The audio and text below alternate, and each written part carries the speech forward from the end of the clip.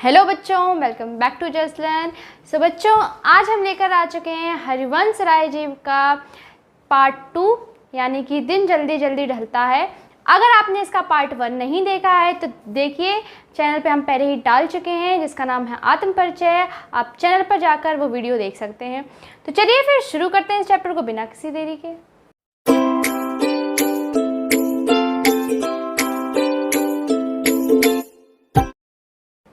तो चलिए फिर देखते हैं कि दिन जल्दी जल्दी ढलता में क्या है। तो चलिए फिर इसकी हम पंक्तियां पढ़ना शुरू करते हैं। लिखा हुआ है, हो जाए ना पथ में रात कहीं, मंजिल भी तो है दूर नहीं, ये सोच थका दिन का पंथी भी जल्दी जल्दी चलता है, दिन जल्दी जल्दी ढलता है। क्या कहा गया है इनमें? हो जाए ना पथ में रात कहीं, मंजिल भी तो है दूर नहीं। एक यात्री होता है, वो अपनी मंजिल पर पहुंचते पहुंचते देखता है कि मंजिल तो अभी दूर नहीं है, लेकिन वो ये सोचता है कि मंजिल दूर नहीं है, लेकिन कहीं ऐसा ना हो कि उसे चलते चलते रात हो जाए। वो क्या कहता है? ये सोच थका दिन का पंथी भी जल्दी जल्दी चलता है। वो दिन भर का थका हुआ है, लेकिन फिर भी वो यह सोच कर कि मंजिल पे पहुंचते पहुंचते उसे रात ना हो जाए, देर ना हो जाए, वो अपने कदम जल्दी जल्दी बढ़ाता है आगे, और जल्दी जल्दी बढ़ाते हुए ये देखता है कि दिन जल्दी जल्दी ढलता है। तो इसे ऐसा प्रतीत होता है कि जो दिन है वो जल्दी जल्दी ढल रहा है। तो चलिए फिर देखते हैं इसकी व्याख्या में क्या लिखा हुआ है। इस काव्यांश में कवि यह बताना चाह रहे हैं कि लक्ष्य को पाने के लिए बेचैन यात्री अपनी ललक में तेजी से चलता है और उसे ऐसा लगता है कि मानो दिन अपनी स्वाभाविक गति से बहुत तेज चल रहा है। कवि कहता है, दिन भर चलकर अपनी मंजिल पर पहुंचने वाले यात्री देखता है कि अब मंजिल पास आने वाली है, वह अपने प्रिय के पास पहुंचने वाला है। उसे लगता है कि कहीं चलते चलते रास्ते में रात ना हो जाए, इसलिए वह प्रिय मिलन की कामना में जल्दी जल्दी कदम रखता है।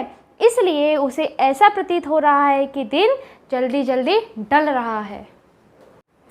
चलिए फिर देखते हैं इसका सेकंड काव्यांश क्या लिखा हुआ है उसमें। बच्चे प्रत्याशा में होंगे, नीड़ों से झांक रहे होंगे, यह ध्यान परों में चिड़िया के भरता, कितनी चंचलता है, दिन जल्दी जल्दी ढलता है। कवि कह रहे हैं कि एक चिड़िया है, वो अपने बच्चों के लिए खाना ढूंढने गई हुई है। तो बच्चे प्रत्याशा में होंगे, नीड़ों से झांक रहे होंगे, तो उसको अंदर से ऐसा प्रतीत होता है कि जो उसे जल्दी घर जाना चाहिए, उसके जो बच्चे हैं वो घोंसले से झांक रहे होंगे, अपनी माँ की प्रतीक्षा कर रहे होंगे, उसका इंतज़ार कर रहे होंगे कि अभी मेरी माँ आ रहे होंगे, मेरे लिए भोजन लेकर आ रही होंगी। यह ध्यान परों में चिड़िया के भरता, कितनी चंचलता है, दिन जल्दी जल्दी ढलता है। तो चिड़िया के जो पंख होते हैं वो और तेज़ चलने लगते हैं, वो और तेज़ उड़ने लगती है, ये सोच कर के उसके बच्चे अभी भी उसका इंतज़ार कर रहे होंगे। वो और तेज़ से जल्दी जल्दी अपने घर की तरफ उड़ने लगती है, अपने घोंसले की तरफ उड़ने लगती है। तब उसको ऐसा प्रतीत होता है कि जो दिन है वो जल्दी जल्दी ढल रहा है। तो चलिए फिर देखते हैं कि इसकी व्याख्या में क्या लिखा हुआ है। इस काव्यांश में कवि अपनी बात को स्पष्ट करने के लिए चिड़िया का उदाहरण देता है। चिड़िया के माध्यम से कवि मानव ममता का चित्रण किया है। कवि कहता है कि एक चिड़िया जब आकाश में उड़कर अपने घोंसले की ओर वापस लौट रही होती है तो उसके मन में एक ख्याल आता है कि मेरा बच्चा मेरी राह देख रहे होंगे, वे घोंसले में बैठे बैठे बाहर झांक रहे होंगे, उन्हें मेरी प्रतीक्षा होगी। जैसे ही चिड़िया को यह चिंता सताती है, उसके पंख में गति बहुत तेज हो जाती है, वह तेज़ी से घोंसले की तरफ बढ़ती है। तब उसे लगता है कि मानो दिन बहुत तेज गति से ढलने लगा है और वह और तेज हो जाती है। चलो बच्चों, फिर हम देखते हैं कि इसके थर्ड पैराग्राफ में क्या है। मुझसे मिलने को कौन विकल, मैं हूँ किसके हित चंचल, यह प्रश्न स्थिल करता पद को भरता उर में विहिलता है, दिन जल्दी जल्दी ढलता है। कवि कहते हैं कि मुझसे मिलने को कौन विकल, मुझसे मिलने को तो कोई व्याकुल ही नहीं है, तो मैं किसके लिए चिंता करूं? मैं हूँ किसके हित चंचल, मैं किसके लिए चिंता करूं? मैं किसके लिए जल्दी जल्दी आगे बढ़ूं? किसके लिए जल्दी जल्दी चलूं?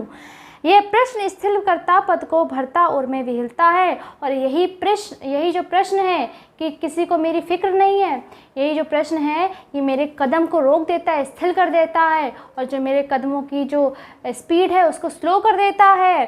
भरता उर में विहलता है, उर में हृदय में यही चीज़ उनके दुख भर देती है। दिन जल्दी जल्दी ढलता है और उनको लगता है कि जैसे जो दिन है वो जल्दी जल्दी ढल रहा है। तो चलिए बच्चों फिर देखते हैं कि इसकी व्याख्या में क्या है।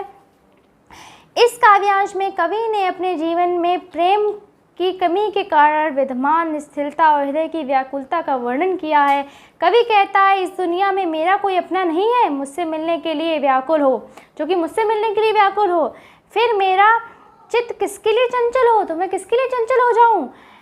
मेरे मन में किसके प्रति प्रेम तरंग जागे, ये प्रश्न मेरे कदमों को स्थिर कर देता है।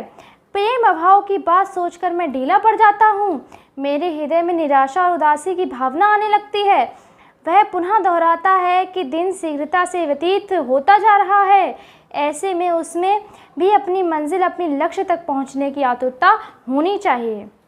बच्चों तो यहीं पे हमारा ये सेकंड पार्ट दिन जल्दी जल्दी ढलता है समाप्त होता है। अगर आपको ये वीडियो समझ में आया है तो लाइक करिए। All the very best.